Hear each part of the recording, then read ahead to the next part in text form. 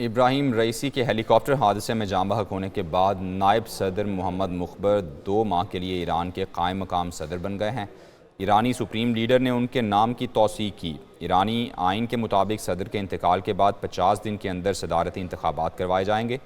Article 131 کے مطابق اگر کوئی صدر اپنے دور اقتدار کے دوران نااہل قرار دے دیا جاتا ہے یا پھر انتقال کر جاتا ہے تو سپریم لیڈر کی جانب سے تمام تر صورتحال کی تصدیق ہونے کے بعد اول نائب صدر اقتدار سنبھالتا ہے۔ بعد ازاں اول نائب صدر پارلیمنٹ کے اسپیکر اور عدلیہ کے سربراہ پر مشتمل کونسل کو 50 روز کے اندر نئے صدارتی انتخابات کروانا ہوتے ہیں۔ ایران کے وزیر خارجہ حسین امیر عبداللہیان سابق سفارتکار تھے۔ وہ سخت گیر اور مغرب مخالف شخصیت ہونے کی شہرت رکھتے تھے۔ حسین امیر عبداللہیان بحرین میں ایران کے سفیر بھی رہ چکے تھے۔ سال 2011 سے 2016 تک ایران کے معاون وزیر خارجہ کے طور پر کام کیا۔ وہ سال 1997 سے 2001 تک بغداد کے ایرانی سفارتخانے میں نائب چیف آف مشن بھی رہ چکے تھے۔ اب علی باکری کو ایران کا قائم مقام وزیر خارجہ بنا دیا گیا۔ سندھ اسمبلی نے ایرانی صدر کے حادثے میں جاں بحق ہونے کی تعزیتی قرارداد متفقہ رائے سے منظور کر لی۔ وزیر اعلیٰ مراد علی شاہ نے اسمبلی سے اظہار خیال کرتے ہوئے کہا کہ ابراہیم رئیسی کی شہادت بڑا سانحہ ہے۔ انہوں نے ہمیشہ امت مسلمہ کو متحد رکھنے کی بات کی۔ ایران کے صدر ڈاکٹر ابراہیم رئیسی اپنے ساتھیوں کے ساتھ، جس میں ان کے ساتھ وزیر خارجہ حسین امیر عبداللہیان بھی تھے اور کچھ اور ان کے ہائی رینکنگ آفیسرز، ان کا سٹاف تھا، ہیلی کاپٹر کریش میں وہ شہید ہو گئے۔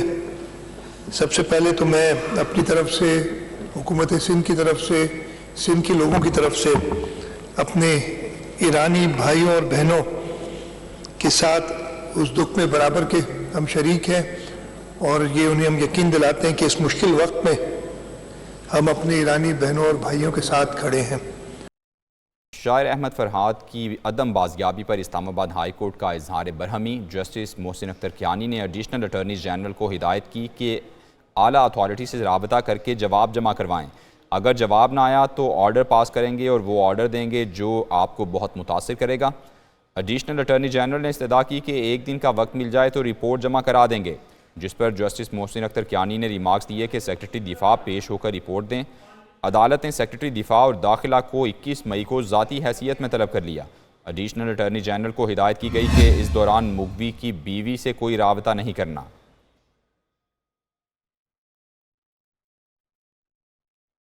وفاقی وزیر قانون اعظم نذیر تارڑ کہتے ہیں کہ افواج پاکستان کے لوگوں کو یا کابینہ کو بلانا عدالت کا مینڈیٹ نہیں۔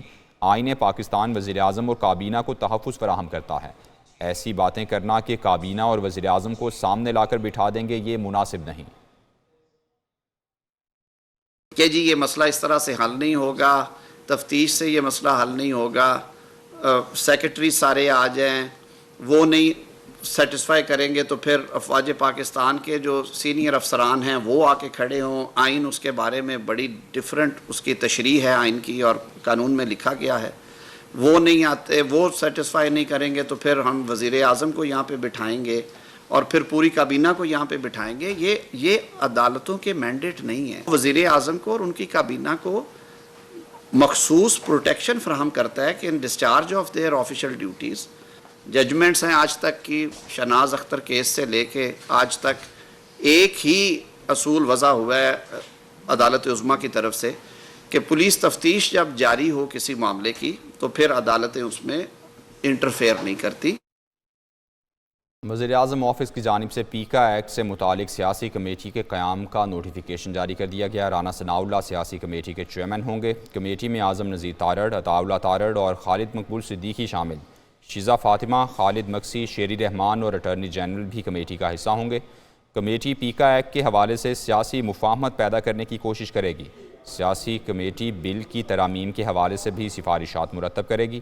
سفارشات 15 روز میں وزیر اعظم کو پیش کی جائیں گی۔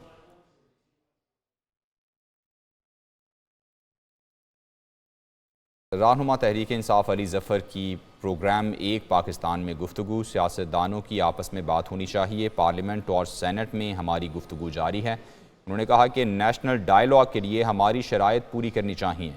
بانی تحریک انصاف کی رہائی ان کے بس کی بات نہیں۔ نظر میں بات چیت ہونی چاہیے اور کچھ لیول پہ کم از کم سینٹ کے اور شاید پارلیمنٹ کا جو نیشنل اسمبلی کے لیول پہ تو باتیں ہوتی بھی ہیں، بہت ساری چیزیں ڈسکس کرنی پڑتی ہیں اور اس پہ سمجھوتے بھی ہوتے ہیں، تو بات چیت اس لیول پہ تو ضرور ہو رہی ہے، لیکن جس گرینڈ ڈائیلاگ کی آپ بات کر رہے ہیں وہ صرف تب ممکن ہوگا اگر اس کی گراؤنڈ ورک، اس کا جو ماحول ہے وہ کریٹ کر لے گورنمنٹ۔ اس کی کچھ کنڈیشنز بار بار ریپیٹ کی ہیں ہماری لیڈرشپ نے بھی اور میں نے بھی ان کا ذکر کیا۔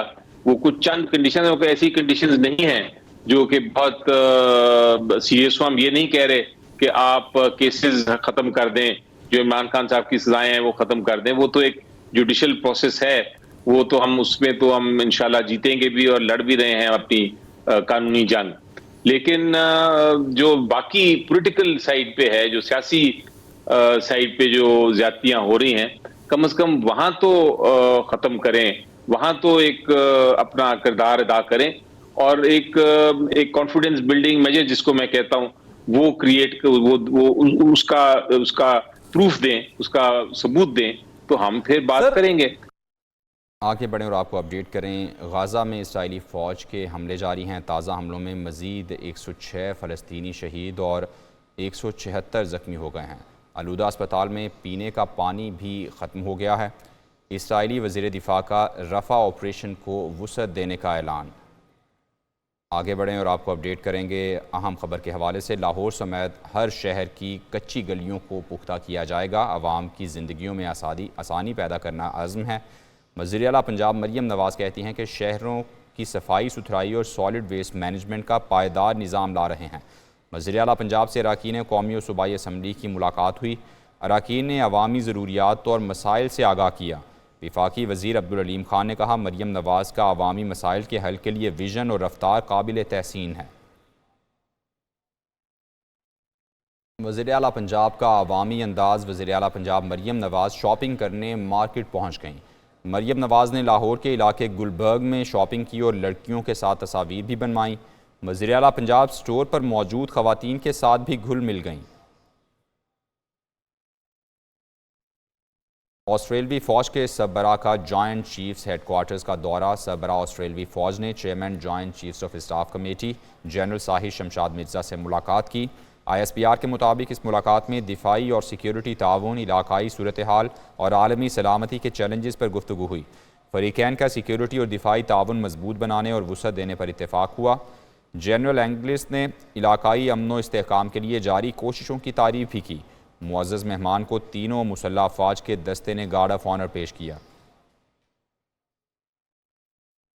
نیوز اسٹوڈیو سے فی الوقت اتنا ہے۔